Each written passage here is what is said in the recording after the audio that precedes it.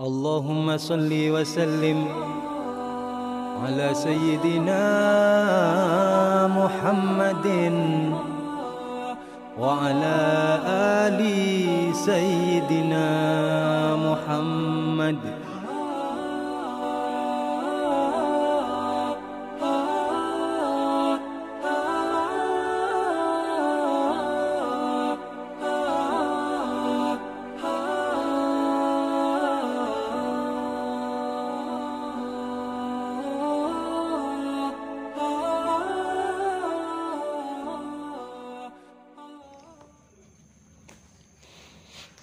Bismillahirrahmanirrahim. Qala musannifu wa syarihu rahimallahu ta'ala wa nafa'ana bi ulumihim fid dharaini amin. Rabbi shrah li sadri wa yassir li amri wahlul 'uqdatam min lisani yafqahu qawli. Bismillahirrahmanirrahim. Faslun fi sholatil jum'ati bi dhammil mimi wa iskaniha wa fatiha wa hukiya bi kasriha wa jam'u. Fasal bab menerangkan tentang sholat Jumat. Wa syaraitu wujubil jum'ati sab'atu asya'a. Syarat-syaratnya wajibnya Jumat itu ada 7. Yang pertama, al-awwalu al-islamu wa huwa syartun li ghairiha min kulli ibadah. Min kulli ibadatin. Yang pertama adalah Islam. Dan Islam ini menjadi syarat untuk semua ibadah.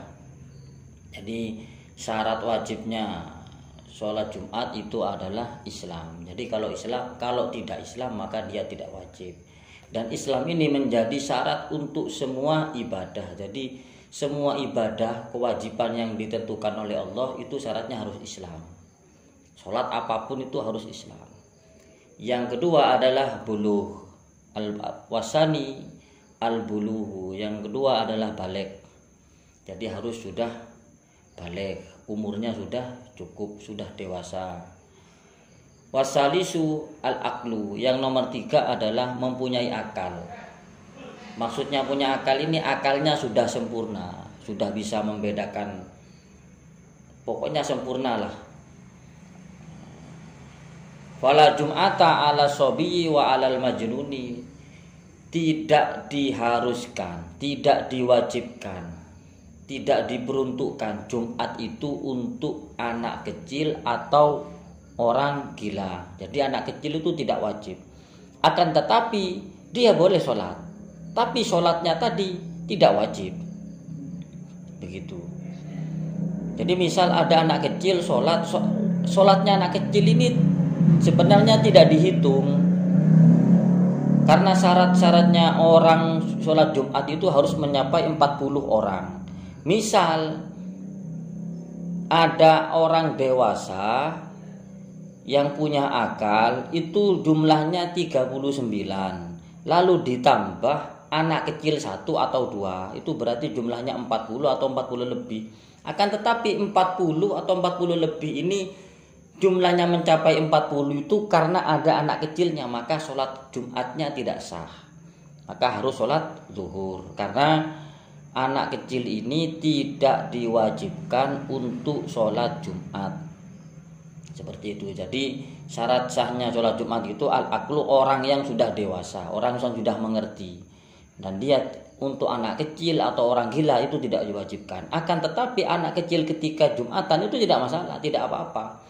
Akan tetapi tidak bisa menjadi sahnya, tidak bisa menjadikan sahnya sholat Jumat. Begitu. Kan syarat sahnya sholat Jumat itu harus berjumlah 40 orang atau lebih. Minimal 40, maksimal tidak dibatasi. Nah sekarang misal ada orang 39 dewasa yang sholat Jumat dan satu itu anak kecil, maka sholat Jumatnya tidak sah. Karena 40 itu mencapai 40, ada anak satu kecil maka tidak bisa. Syaratnya harus orang dewasa. Qala fi Raudhah, Imam Nawawi mengatakan di kitab Raudhah, wa mumma alaih kal majnun. Orang yang ayanen itu sama dengan orang gila, maka dia tidak wajib. Misal ada orang mau berangkat Jumatan, terus dia kok ayanen, maka dia tidak wajib. Seperti itu. Bihilafi syakrona fa innahu talzamuhu qada'uha dhuhran. Beda lagi dengan orang yang mabuk. Jadi orang mabuk, ada orang sholat tapi dia dalam keadaan mabuk, sholatnya tidak sah dan dia wajib sholat duhur. Yalzamuhu qada'uha dhuhran, dia wajib mengqadha sholat duhur. Seperti itu. Jadi harus orang-orang benar-benar yang akalnya memang sempurna, sudah mengerti. Warrobi'u al-huriyah. Yang nomor 4 adalah huriyah, merdeka. Dia bukan budak. Akan tetapi sekarang kan perbudakan ini tidak ada, maka syarat yang keempat ini tidak berlaku karena sekarang kan tidak ada perbudakan. Kalau zaman-zaman dahulu kan ada perbudakan. Tapi kalau sekarang saya kira tidak ada yang namanya perbudakan, maka syarat yang nomor 4 ini sangat sulit untuk ditemui. Wal khamisu dzukuriyah. Yang nomor 5 adalah dzukuriyah, sifat laki-laki. Fala tajibu ala imra'atin wa hunsa linaksihima. Yang syarat yang kelima itu adalah sifat kelaki-lakian. Kenapa kok di sini kok sifat kelaki-lakian? Karena di sini ada fala tajibu ala imra'atin wa hunsa. Banci itu tidak wajib untuk sholat Jumat. Maka di sini ada sifat dzukuriyah. Sifat dzukuriyah itu sifat yang laki-laki. Nah, mengantisipasi ketika ada seorang banci, dilihat dulu banci ini kuat mana antara sifat laki-lakinya dan sifat perempuannya. Nah, kalau kuat sifat perempuannya maka dia tidak wajib.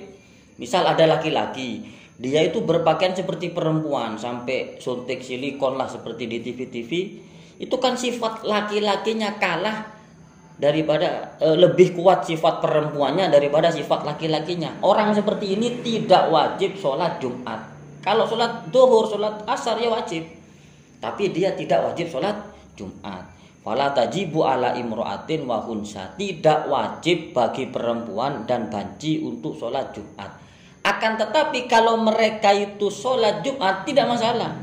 Ada perempuan sholat Jumat itu tidak masalah. Akan tetapi mereka tidak wajib. Seperti itu. Jadi misal ada orang mau sholat Jumat, 39 orang sholat Jumat, ditambah perempuan 1, berarti kan jumlahnya 40. Lah perempuan ini tidak bisa mengesahkan sholat Jumat tersebut. Karena yang wajib itu adalah laki-laki, bukan perempuan. Tapi perempuan boleh sholat Jumat. Dan ketika dia sholat Jumat, tidak usah melakukan sholat duhur.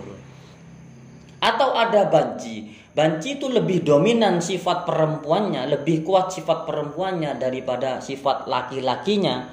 Maka dia tidak wajib Jumatan. Tapi dia boleh Jumatan.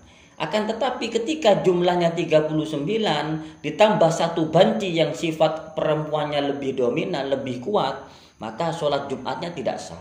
Karena yang wajib itu adalah orang yang sifat laki-lakinya itu lebih kuat.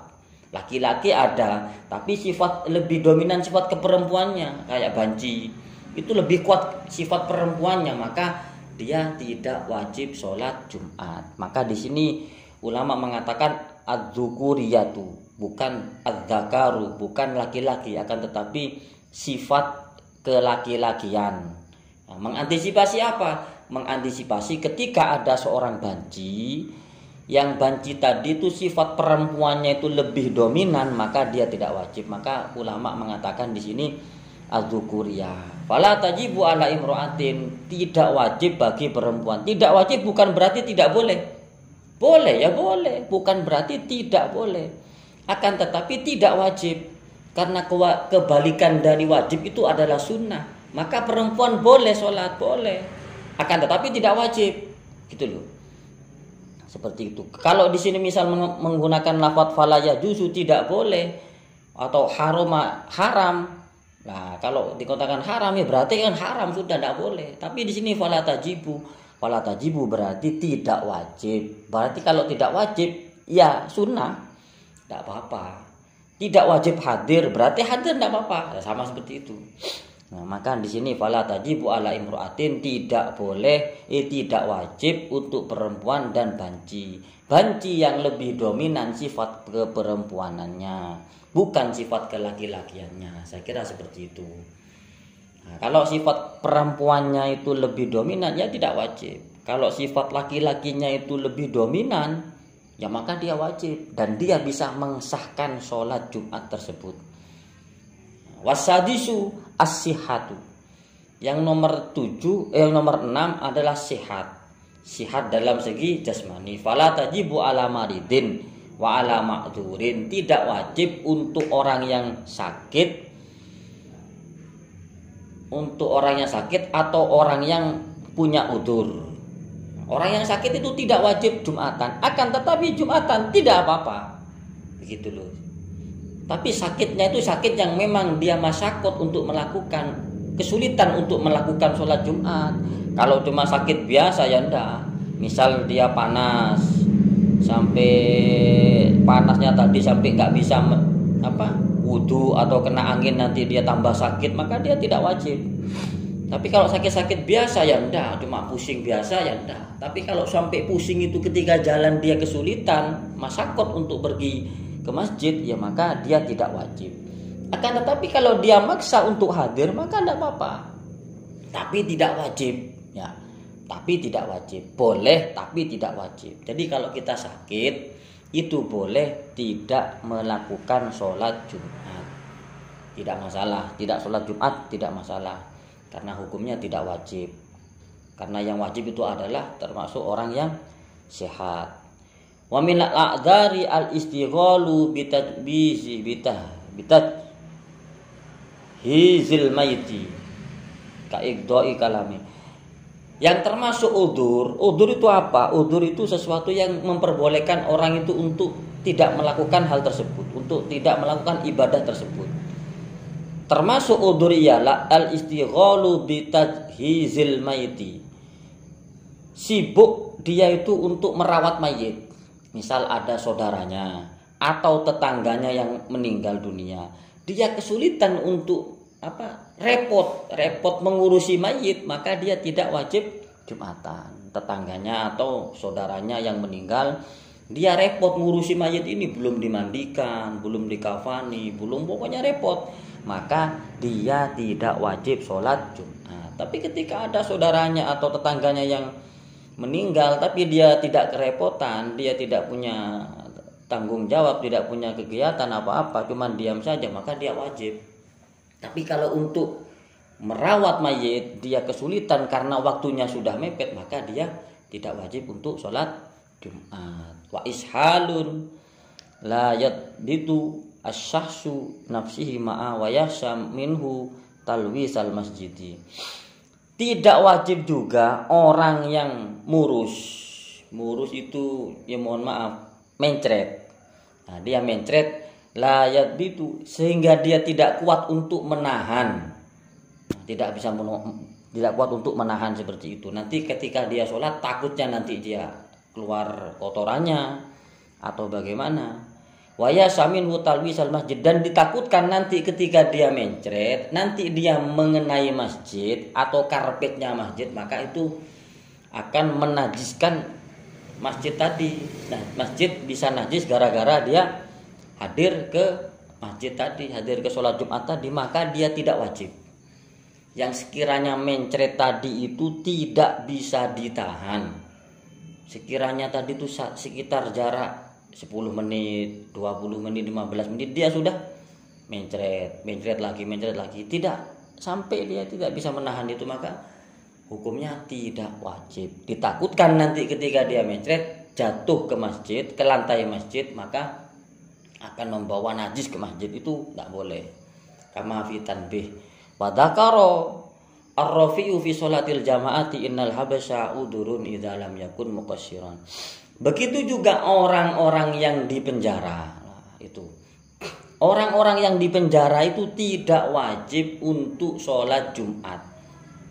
Orang-orang yang di penjara itu tidak wajib untuk melaksanakan sholat Jumat karena itu udzur. Idza lam yakun muqassiran, itu karena nanti ketika dia sholat Jumat di luar, Nah, nanti kan ditakutkan nanti tahanan dan narapidana tadi itu kabur. Nah, kalau ditakutkan kabur maka dia tidak wajib untuk sholat Jumat. Begitu. Wa aftal Baghawi bi annahu yajibu bi itlaqil fi'lihi. Akan tetapi pendapatnya Imam Baghawi mengatakan wajib hukumnya narapidana itu untuk sholat Jumat dan melepaskan orang-orang narapidana tadi keluar penjara dan dia diarahkan ke masjid. Kata Imam Baghawi wajib itu, kata Imam Baghawi. Akan tetapi dibantah oleh Imam Ghazali, wal Ghazali innal qadi bi annal qadiya in ra'a maslahah al maslahata fi man'ihi mana'a wa illa fala. Akan tetapi ketika pendapatnya Imam Ghazali dibantah oleh Imam Ghazali, kita lihat dulu bagaimana menurut pendapatnya kepala penjara misal atau kepolisian bagaimana. Kalaupun ada maslahat, tidak masalah, tidak ditakutkan narapidana tadi itu kabur, maka tidak masalah. Sholat Jumat di luar tidak masalah. Wa illa fala, akan tetapi ketika ditakutkan itu makan menjadi madharat, menjadi bahaya, narapidana itu kabur dan bisa menimbulkan bahaya untuk orang lain, maka hukumnya tidak wajib. Wa hadza aula, dan pendapatnya Imam Ghazali ini yang utama. Semua ulama sepakat setuju dengan pendapatnya Imam Ghazali ini. Jadi kalau narapidana tadi dikeluarkan dari penjara ditakutkan itu menimbulkan bahaya, menimbulkan huru-hara, dia sampai kabur, maka tidak wajib. Ketika tidak menimbulkan seperti itu, tidak sampai akan menimbulkan seperti itu, maka tidak masalah. Maka tidak masalah sholat Jumat di luar penjara. Lah yang bisa menentukan itu apakah maslahat atau tidak, baik atau tidak sholat di luar, ya kepala penjara dan polisi. Itu bukan kita yang memutuskan, tapi itu keputusan mutlak dari polisi. Walau istama'a fil habsi arba'una fasoid, dan qala Asnawi fal qiyasu bi annal jum'ata talzamu. Ketika di dalam penjara itu ada orang 40 orang itu lebih di sana, maka talzamuhul jum'ah, maka wajib untuk melakukan sholat Jumat di dalam penjara. Itu kalau memang sudah mencapai 40 orang, maka wajib melakukan sholat Jumat di dalam penjara. Wa talzamu syaikha al-harama wal jamana bi an in wajada muraqiban milkan au ijaratan au iaratan walau adamian. Wajib bagi orang laki-laki tua yang pikun, wajib bagi orang laki-laki tua yang pikun dan orang yang lumpuh itu untuk melakukan sholat Jumat. In wajada, apabila dia menemukan, apabila dia itu ada kendaraan pribadi kah, atau dia nyewa kah, atau dia itu meminjam dari orang lain, walau adamian, meskipun itu berupa manusia, misal ada yang menuntun atau ada yang menggendong kalau lumpuh, itu wajib. Akan tetapi kalau tidak ada yang menuntun atau tidak ada kendaraan, maka tidak wajib. Orang pikun tidak ada yang mengantar, tidak ada kendaraan, atau orang yang lumpuh tidak ada kendaraan, tidak ada yang mengantar, maka tidak wajib. Ketika ada yang mengantar, ada anaknya, dia punya kendaraan, baik kendaraannya sendiri ataupun kendaraannya tadi pinjam atau menyewa, maka dia wajib. Nah sekarang kalau tidak ada kendaraan, dia mau nyewa tapi tidak ada uangnya, tidak wajib. Karena hukum Islam ini tidak sampai harus memberatkan kepada orang. Alam yasaqqal rukubu alaihi maka masaqatil masyi fil wahli lintifa'id darari. Maka ketika masyakot untuk berjalan menuju ke masjid tadi, maka tidak wajib. Misal dia punya kendaraan, ada yang mengantar. Orang pikun tadi ada yang mengantar, atau orang yang lumpuh ada yang mengantar, ada yang menggendong. Akan tetapi di jalan itu jalannya becek. Jalannya becek ini dan berbahaya untuk dilewati, maka tidak wajib. Kalau dilewati orang normal biasa, tapi kalau dilewati orang yang lumpuh tadi digendong ini berbahaya, maka dia tidak wajib. Yang penting arah menuju masjid itu tidak ada permasalahan, maka dia wajib. Ada kendaraan, ada yang mengantar, baik itu menyewa ataupun meminjam, maka dia wajib. Ketika tidak ada seperti itu, maka tidak wajib. Karena di sini in wajada, apabila dia ada kendaraan pribadi, atau menyewa ataupun meminjam. Di sini kan ada kata-kata in wajada. Kalau tidak ada in wajada maka wajib. Berhubung di sini ada in wajada, apabila ada, kalau tidak ada ya tidak. Ataupun ada kendaraan tapi jalannya tadi itu berbahaya untuk dilewati orang pikun atau orang yang lumpuh ini, maka tidak wajib. Meskipun orang normal lewat itu biasa-biasa saja di situ, tapi kalau dilewati orang pikun yang tua ini, yang rentan ini tidak sulit dilewati, atau orang yang lumpuh tadi sulit dilewati meskipun dia cuman bergocengan, maka tidak wajib untuk yang lumpuh dan yang pikun ini. Saya kira seperti itu. Adapun wasabiul istaitonu fala jum'ata ala musafirin syafron mubahan. Yang nomor 7 yang terakhir itu adalah istaiton. Istaiton itu dia itu berpenduduk daerah tersebut. Nah, misal orang sini, ya orang sini itu wajib. Misal orang daerah desa Jatirjo, ada masjid di Jatirjo, maka orang Jatirjo ini wajib Jumatan. Orang begini, ada syarat wajibnya Jumatan itu kan harus mencapai 40 orang. Nah 40 orang ini yang di desa ini yang laki-laki ini tidak sampai 40, hanya 39. Tapi ada orang pendatang itu bukan penduduk, cuma dia bertamu saja. Dia tamu, dia sholat Jumat sudah mencapai 40 orang, tapi yang satu ini bukan penduduk asli, cuma tamu pendatang, maka sholat Jumatnya tidak sah. Yang sah itu adalah penduduk asli desa tersebut. Kalau pendatang yang cuma tamu ya tidak wajib. Seperti itu. Nah, semisal segini, ada anak pondok, ada yang dari luar kota. Misal ada anak pondok, semuanya itu pondoknya itu luar kota. Dia kan bukan penduduk asli, cuman menetap sampai beberapa bulan karena dia mencari ilmu tadi. Dan penduduk desa itu jumlahnya 39. Ditambah anak pondok yang bukan penduduk asli desa tersebut, jumlahnya sampai 40 lebih. Sholatnya tadi tetap tidak sah.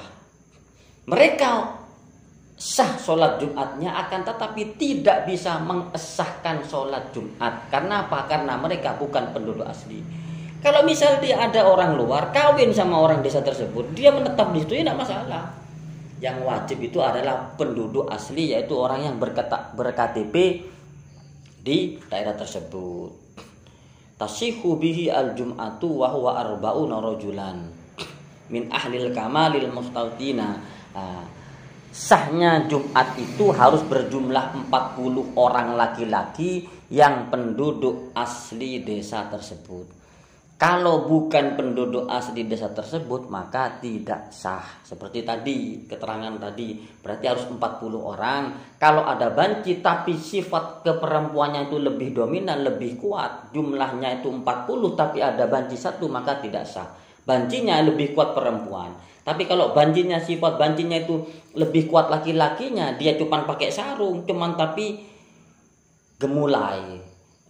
Gerakan tubuhnya itu seperti perempuan, tapi dia tetap berpakaian laki-laki, maka dia lebih kuat laki-lakinya, maka dia bisa mensahkan sholat. Tapi kalau dia sudah sampai seluruh tubuhnya hampir semua itu mirip seperti perempuan, tidak bisa dibedakan apa itu perempuan atau laki-laki, sampai orang itu sulit mengatakan bahwa itu adalah seorang laki-laki, menyerupai sangat-sangat mirip perempuan, maka dia tidak wajib dan tidak bisa mensahkan sholat.